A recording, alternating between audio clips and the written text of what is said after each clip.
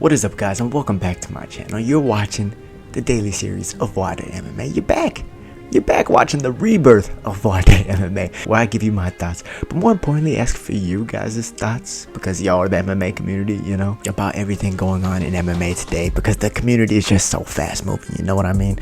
But, you know, today you're gonna hear my thoughts. You're definitely gonna hear my thoughts, because I was right about Israel Adesanya and Alex Pereira 2 at UFC 287. And I'm gonna get into more about how I was right, and all the, you know, good braggadocious stuff that we do here on this channel. But more importantly, we're gonna go over where Israel Adesanya goes from here on out, who he fights next, why he fights them next, the state of his division, the state of Alex Pereira, and just more. This is what we do here on this channel. We chat it up. However, first, how are you guys doing today? Are you doing well? I really do hope that you are. We all deserve to be doing well, and if you are doing well, go ahead and, you know, help me do well by smashing that like button and giving this video a thumbs up, because it does help to support me and my content. And you're more than welcome to subscribe to join the family, and if you do choose to do so and subscribe, then go ahead and hit that bell icon to be notified when more videos like this one pop up in the future. However, with that being said, let's go ahead and get into the recap of UFC 287. Alright guys, so UFC 287, the first thing I want to talk about is the prelims with Kelvin Gastelum versus Chris Curtis. That was a very close fight. I had Chris Curtis winning, both in prediction and watching the fight. I just thought he had won. I thought he did enough to get at least rounds 2 and 3. But the judges saw it Kelvin Gastelum's way. What a way to come back and win for him. Just the stakes on the line. He was probably either going to get cut or maybe have to move down a division if he didn't win that fight. A lot on the line for Kelvin Gastelum. I was happy to see him win and happy to see him defy the odds. After that, we ended up seeing Raul Rosas get his first loss in MMA. Youngest fighter in the UFC, youngest fighter to ever sign with the UFC. And I kind of figured that was going to happen. If you guys watched my predictions, you heard me talk about comfortability and being comfortable in the striking department and his lack thereof. I saw it in his UFC debut. I saw it a little bit in the Contender Series. He really wanted to get the fight where he's best, which is to the ground, but he was in a rush to do so, and you saw it again in this fight here.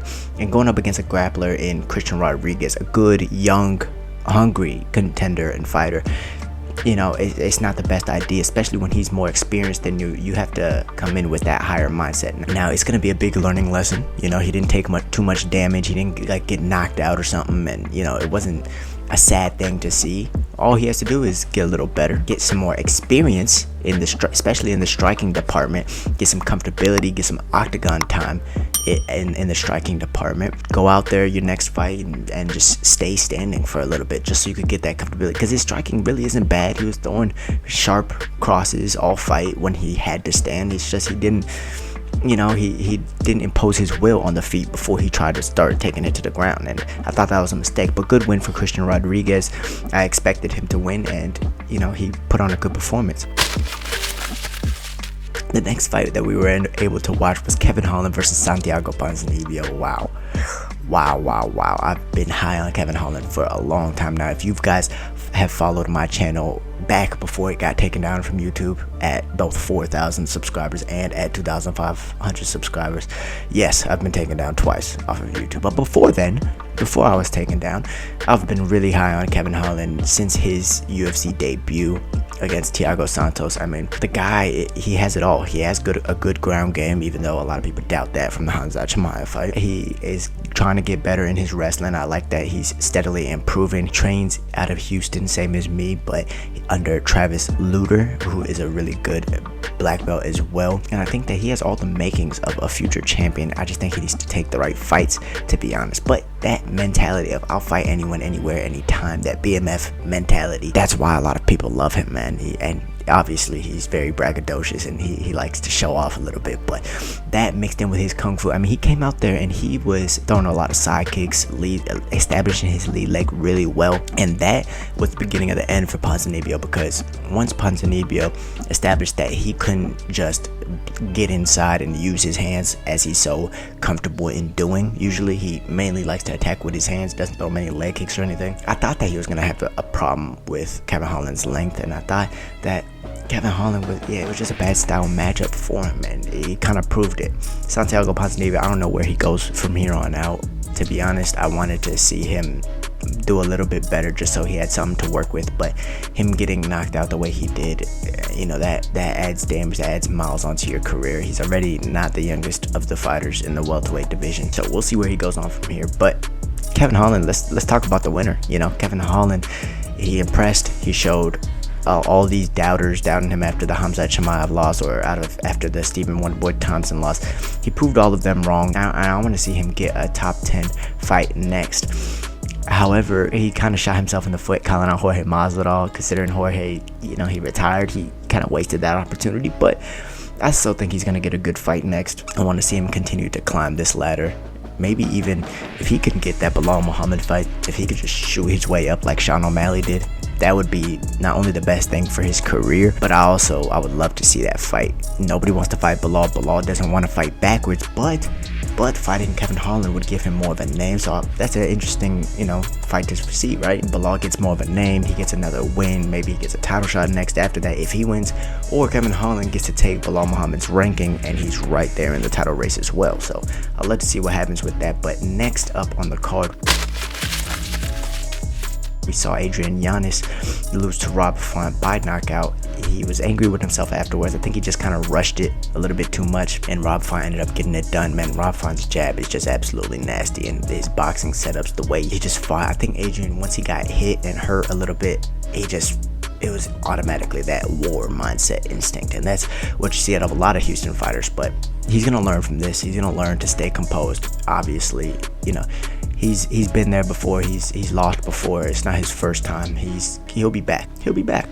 But Rob Font, wow, where do we see him go from here? Who hasn't he fought in the top 5 or top 10 of the division? I mean, he's fought everyone. So I don't know who he's gonna fight next. He might get another fight backwards. He might fight like Umar Nurmagomedov or something like that. But I know Umar's been talked about fighting higher up, like in the top 5. But we'll see what happens there. I would like to see that fight. But what do you guys think? Who does Rob Font fight next after this? Next, we saw Jorge Masvidal, Gamebred Masvidal, versus Gilbert Burns, and maybe the fight that we all kind of knew how it was going to go. We knew that if Burns implemented his grappling, took him down multiple times, that it was going to be a rough fight for Jorge. But I didn't expect Burns to have as much success on the feet as he did with Jorge. And what really impressed, one of the things I was really impressed with the most with Burns from that fight was the way he was keeping his head off the center line.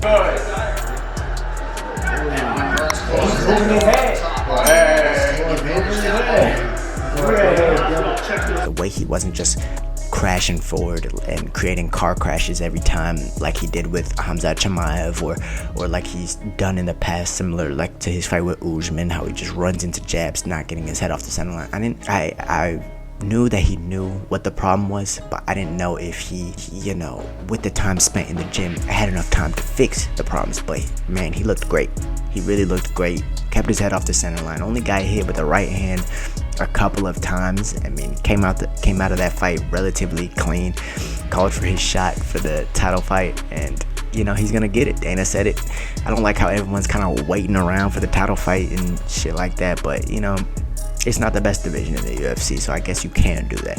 Bantamweight is the best division in the UFC, just so we're clear on that. As far as Jorge Masvidal, he ended up retiring, and yeah, it was, you know, he's been an inspiration to a lot of people. I mean, to make it as far as he did, to fight for as long as he did, over 50 fights, I think 53, 54 fights, something crazy like that, to only get knocked out once, and that was by Kamaru Usman. And then you gotta remember that he's a striker. Majority of his fights have taken place on the feet, especially majority of his wins have taken place on the feet, to not incur as much damage as you would expect for someone with 50 MMA fights, not including all the backyard fights he had. As Jorge Masvidal is a legend, whether you like him or not, and he is the king of promoting a fight. I mean, he can go from being a plus 400 underdog to minus 115 favorite just by listening to one of his interviews. I think you saw in one of my reaction videos, my brother actually, he switched up on Burns. He switched up and he went with Jorge Masvidal last second. Wasn't the best decision, but you know, you hear Jorge talking, and what can a man do? But yes, Jorge Masvidal retired. Much respect to that man. He's an inspiration to everybody, and I wish him well in the rest of his endeavors. I'm going to be paying attention to both of his fighting promotions, Gamebred Boxing and Icon FC. I want to see what he's doing. He's doing big things, and he has a lot of exciting fighters. He promotes a lot of finishes, so that might be a promotion to watch. However, going into the main event, Israel Adesanya proved everybody wrong. He proved everybody wrong. All the people who were switching up on him, saying, oh, he just can't do it. Oh, it's 3-0. Oh, you know, there's no context behind any of these wins. Alex Pereira just beat him 3 times. That's it. So he's the better fighter. While there's, you know, validity in saying that Alex Pereira is the better fighter, he beat him 3 times. After all, there's context. And I've been saying this since before the fight. There's context behind every single one of those wins, behind every single one of those fights. And that context played a difference in this fight. How did it play a difference? Well, for an example, context from the first fight. A lot of people thought Izzy won. I thought Izzy won. Now the judges saw Alex Pereira's way. Fair enough. They have a rematch. Israel Adesanya hurts him. Standing 8 count from the ref. Doesn't happen in MMA. Standing 8 count from the ref. Alex Pereira is able to recover. Ends up knocking him out in the 3rd round. Okay, he got it back. First fight in MMA. Same thing. How ironic. The same thing happens.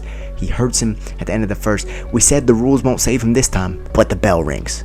He gets hurt at the end of the first. The bell rings, saves him from being separated from consciousness. He ends up coming back in the 5th round to have this historic comeback knockout win over Israel Adesanya. TKO win.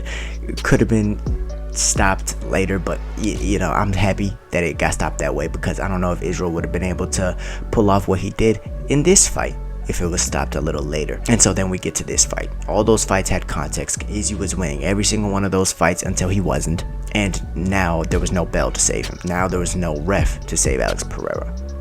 Now we just saw the fight play out. Now, you know, to be fair, Alex Pereira, I thought, was maybe winning that fight. Izzy, I think, was landing with more right hands and stuff like that. But I think Alex Pereira was landing the more damaging shots with those leg kicks. I think Izzy's legs really were compromised in that 2nd round, and while he did play possum a bit and ended up landing that right hand, just beautiful Muhammad Ali rope-a-dope greatness personified from Israel Adesanya. But yeah, his legs were compromised, but he lured the hunter in and he hunted him down.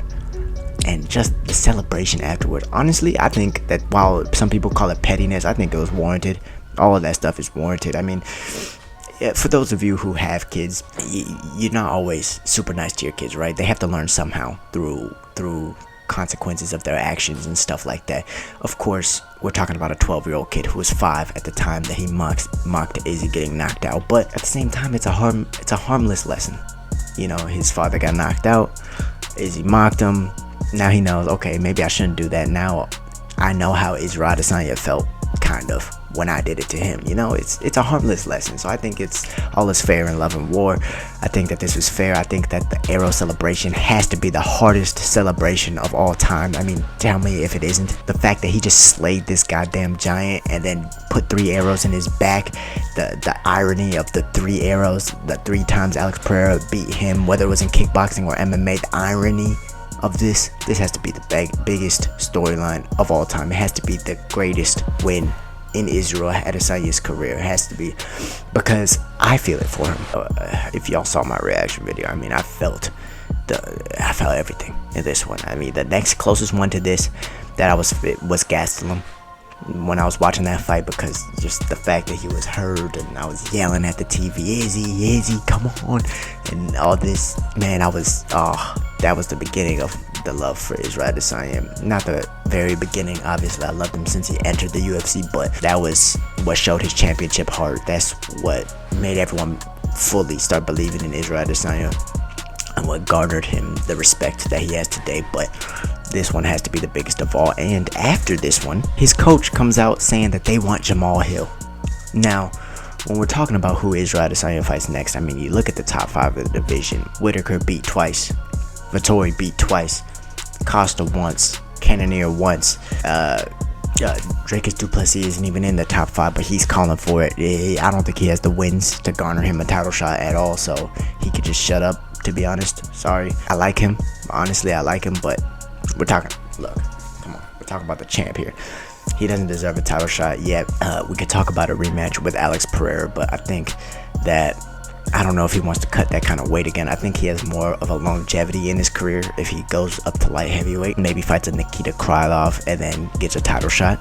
But I think he needs to rest right now. He took a lot of damage in that fight. That was a brutal knockout. I want to see him come back, and when he comes back, I want to see him come back healthy.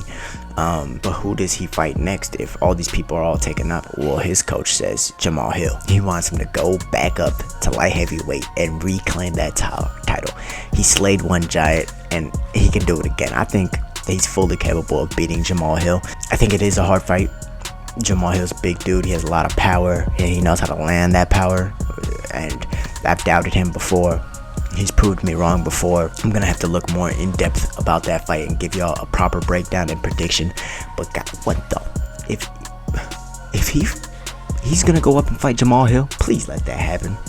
Please let that happen. That is gonna be a ginormous fight. He only has 5 fights left.